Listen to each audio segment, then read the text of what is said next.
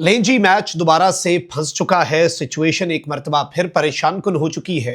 पाकिस्तान के army chief field marshal Asim Munir Iran में मौजूद हैं। कतर का वफ्द भी पहुंचा। इतवार तक कतर के वफ्द ने रुकना था, लेकिन हंगामी बुनियादों पर वो ईरान से वापस चला गया। ईरान ने अपने मुल्क की एयर स्पेस बंद करने का ऐलान किया, तो वहीं दूसरी जानिब ट्रंप दोबारा से जंग की बात कर रहा है। ईरान के वजीरे खारजा जो है वो तो इस वक्त डिप्लोमेसी कर रहे हैं, लेकिन वजारत खारजा के तर्जुमान ने भी इस वक्त मुज़ाकरात के नाकाम होने या कामयाब होने के हवाले से अबहाम पैदा कर दिया उनके बयान ने, और सिचुएशन एक मरतबा फिर टेंस हो चुकी है। यहां तक कि अमेरिका में ट्रंप की एडमिनिस्ट्रेशन में बहुत बड़ा इस्तीफा आया है।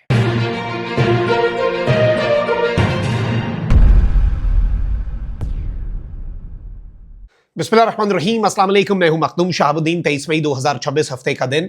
10 बड़ी डेवलपमेंट्स हैं पिछले चंद घंटों की, जो कि मंजरनामे को मजीद अब कंफ्यूजिंग बना गई हैं। गुत्थियां सुलझ रही थी, लेकिन दोबारा से उलझ चुकी हैं। यहां तक कि ईरान की एयर स्पेस बंद हुई है। ईरान के फाइटर जेट्स जो कुछ रह गए हैं ईरान के पास, वो स्क्रैम्बल हुए हैं फजाओं के अंदर। कतरी डेलीगेशन ईरान से वापस गया है। ट्रंप ने अपनी मसरूफियात तर्क कर दी हैं और मेक और ब्रेक मोमेंट एक मरतबा फिर शुरू हो चुका है। लेकिन एयर स्पेस का बंद होना, ईरान के फाइटर जेट्स का फजाओं में होना, इसमें एक खुफिया मुलाकात के हवाले से भी कुछ कमेंट्स आ रहे हैं। लेट्स सी असल मामला क्या है। लेकिन 10 बड़ी डेवलपमेंट्स हैं जो आपके सामने रखते हैं, ताकि आपके सामने मंजरनामा काफ़ी हद तक क्लियर हो जाए। मैं सारी डिटेल्स आपके सामने रखूंगा, लेकिन उससे पहले अगर अभी तक आपने इस वीडियो को लाइक नहीं किया, लाइक ज़रूर कर दें। कमेंट सेक्शन में राय का इजहार भी कीजिएगा, और अगर हो सके तो इस वीडियो को ज़्यादा से ज़्यादा शेयर भी करना है। पाकिस्तान के आर्मी चीफ फील्ड मार्शल कल तकरीबन शाम के वक्त ईरान पहुंचे। कतर का डेलीगेशन भी पहुंचा। आम तरीन मुलाकातें हो रही हैं, लेकिन इस सब के दौरान इनिशियली यही बताया जा रहा था कि चंद घंटों में कोई एग्रीमेंट साइन हो सकता है। ट्रंप ने भी ऐसी ही स्टेटमेंट दी, मार्को रूबियो ने भी यही बयान दिया। डोनाल्ड ट्रंप अपना वीकेंड न्यू जर्सी में स्टे के लिए पहुंचे, और उन्होंने कहा कि चलें ठीक है, मैं यहीं से सारी चीज़ें over the phone he diplomacy हो रही है, तो यहां से मामलात को तय कर लूंगा और गो अहेड दे दूंगा।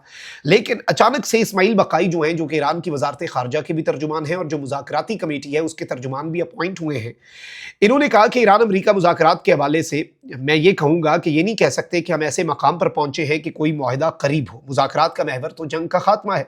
इस्माइल बकाई ने कहा कि जी इस वक्त ऐसी कोई बात नहीं है और हम ऐसा कोई बयान देने की पोजीशन में नहीं है। And Iran has rejected the idea that an agreement is close, कि हम एक मुआहिदे के बहुत करीब हैं। ईरान ने इस आइडिया को ही रिजेक्ट कर दिया है। और फिर इसके साथ ही साथ मैं आपको ये बता दूं कि इन्होंने कहा कि हमें नहीं पता कि कुछ दिनों के अंदर, कुछ महीनों में कब जाके कोई कंक्लूजन हो, मुज़ाकरात हतमी नताइज पे पहुंचे, और कुछ विजिट्स या कुछ निगोसिएशन से तो मसला हल नहीं होना। फिर सबसे अहम तरीन चीज़ यह है नाज़रीन कराम कि इन्होंने ये ज़रूर कहा कि ये जो करंट प्रोसेस है और एक अहम तरीन पाकिस्तानी ऑफिशियल का तेहरान में होना, ये इसका यही मतलब है कि डिसाइसिव सिचुएशन है, लेकिन अभी हम कुछ कह नहीं सकते। फिर डोनाल्ड ट्रंप ने भी स्टेटमेंट दे दी कि भाई मैं दोबारा से बता देता हूँ कि ईरान जो है वो एटमी हथियार नहीं रख सकता, बात ख़त्म। और ईरान जो है वो उसके लिए जारी बात है, आपको पता है कि चीज़ें क्या हैं वहाँ पर, वो भी बड़े सख्त हैं। तो अब एक्सियोस के मुताबिक 2 यूएस ऑफिशियल्स जो हैं उन्होंने एक्सियोस को बताया, अमरीकी न्यूज़ वेबसाइट को, और इसकी खबरें बड़ी क्रेडिबल होती हैं इनसाइड जो व्हाइट हाउस और बाकी पेंटागन के हवाले से, कि अमरीकी सदर ट्रंप जो है वो अपनी नेशनल सिक्योरिटी टीम जो है उससे भी मिला है। US vice president, secretary of war, CIA director और White House chief of staff Susie Wiles जो हैं ये अटेंडेंस में थे। इन्होंने ज्वाइन किया डोनाल्ड ट्रंप को इस मीटिंग के अंदर।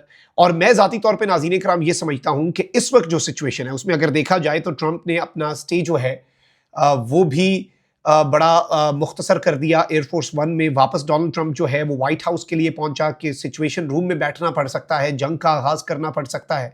और अचानक से वो जो सिचुएशन इस वक्त बन चुकी है और जिस तरह का मामला बन चुका है उसमें चीज़ें ख़राब हैं। और एक तरफ तो पाकिस्तान के आर्मी चीफ जो हैं उनकी कोशिशें और काविशें जारी हैं, बट ऑब्वियसली हम दोनों साइड्स का मौक़िफ़ रख सकते हैं। हम दोनों साइड्स को गन पॉइंट पे फोर्स नहीं कर सकते कि मेक अ डील, वरना भाई हम आपके साथ ये कर देंगे। This is not what mediators do. अलबत्ता इस्माइल बकाई ने भी कहा कि Pakistan is the only mediator.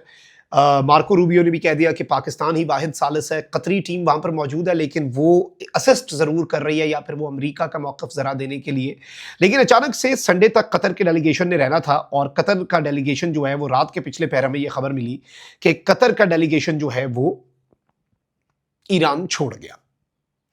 अब इस सब के अंदर रूमर्स ये भी आ रहे थे कि जो न्यूली अपॉइंटेड सुप्रीम लीडर हैं, जिनकी लोकेशन ऑब्वियसली सीक्रेट रखी गई है उनकी सेफ्टी और वेलबींग की वजह से, मुज्तबा ख़ामनेई, जिनसे इवन ईरान के मुज़ाकराती वफ़द और उनके करीबी लोगों ने भी राब्ता करना, तो 8-10 बंदों के थ्रू पैगाम जाता है और 2 दिन में पैगाम पहुंचता है। इतनी सीक्रेसी रखी हुई है क्योंकि ईरान के अपने सिस्टम के अंदर बहुत से ऐसे लोग हैं जो कॉम्प्रोमाइज़ हो जाते हैं। आपको पता है, अंदर से खबर निकलती है हमेशा। लेकिन ये भी खबरें हैं कि ताकतवर शख्सियत जो इस ईरान पहुंची हैं, इंपॉर्टेंट शख्सियत, सीनियर ऑफिशियल, एवरीवन नोज कौन है वो, उनकी मुलाकात भी हो सकती है।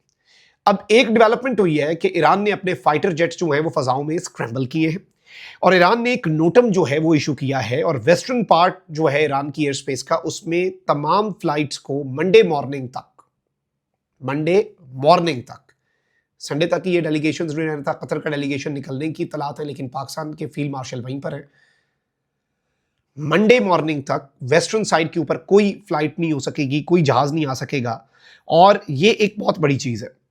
और सबसे आम तरीन चीज़ ये है कि ट्रंप भी न्यूयॉर्क से वापस व्हाइट हाउस कतरी डेलीगेशन छोड़ रहा है, ईरान के फाइटर जेट्स फ़ज़ाओं में स्क्रैम्बल हो रहे हैं, ईरान की एयर स्पेस बंद हो रही है।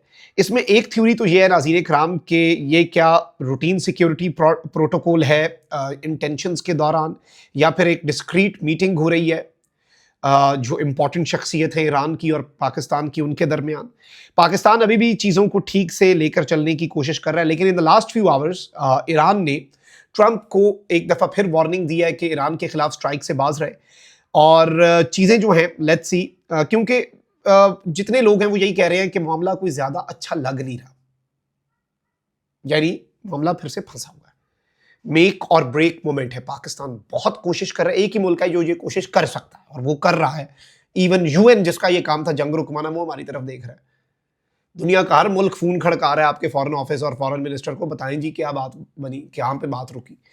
अब एक और चीज़ हुई है और कहा जा रहा है कि कहीं ट्रंप के किसी बड़े हमले से तो नहीं परेशान और कुछ एडमिनिस्ट्रेशन में इख्तलाफात क्या इसके साथ कनेक्टेड तो नहीं है, इस पर भी बात होना शुरू हो गई है क्योंकि अमेरिकी नेशनल इंटेलिजेंस की डायरेक्टर तुलसी गबार्ड मुस्ताफ़ी हुई है। अमेरिकी मीडिया के मुताबिक तुलसी गबार्ड ने कहा तो यह है कि उनके शौहर को हड्डियों का कैंसर तशखीस हुआ है और कहा यह जा रहा है कि वो अपने शौहर के साथ वक्त गुजारना चाहती हैं और उन्होंने जुमे को ओवल ऑफिस में ट्रंप को फैसले से आगाह कर दिया था। बरतानवी खबर एजेंसी ने इस मामले से वाकिफ शख्स का हवाला देते हुए कहा कि तुलसी गबार्ड को व्हाइट हाउस ने इस्तीफा देने पर मजबूर किया है। याद रहे कि तुलसी गबार्ड ने गुज़श्ता साल फरवरी में ओहदे का हल्फ उठाया था और तुलसी गबार्ड जो है उनके वाले से ट्रंप ने कहा था कि वो 30 जून को अपना ओहदा छोड़ेंगी, डिप्टी डायरेक्टर नेशनल इंटेलिजेंस और लुकास अबूरी डायरेक्टर के फ़राइज़ सर अंजाम देंगे। ये बातें हुई थी।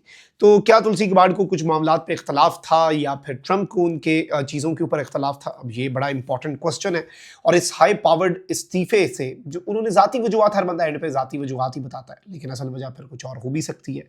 बरतानवी मीडिया ने भी कह दिया कि उन्हें फोर्स किया गया इस रेजिग्नेशन के लिए और अब जो नया शख्स आएगा वो ज़रा और तरीके से चीज़ों को लेकर चलेगा। तो पक क्या रहा है किसी को नहीं पता। मैं कोई तुक्का मार दूं, मैं कहूँ नहीं। मैंने एक रियलिस्टिक पिक्चर 8-10 खबरें आपके सामने रख देनी है, मेरी कोशिश होती है कम से कम टाइम में वो भी, और फिर क्लियर पिक्चर जो है वो हम एस्टैब्लिश करने की ही कोशिश कर सकते हैं। तो ये मंजरनामा था जो आपके सामने रखना बहुत ज़रूरी था। अपना बहुत ख्याल रखिए। पाकिस्तान जिंदाबाद।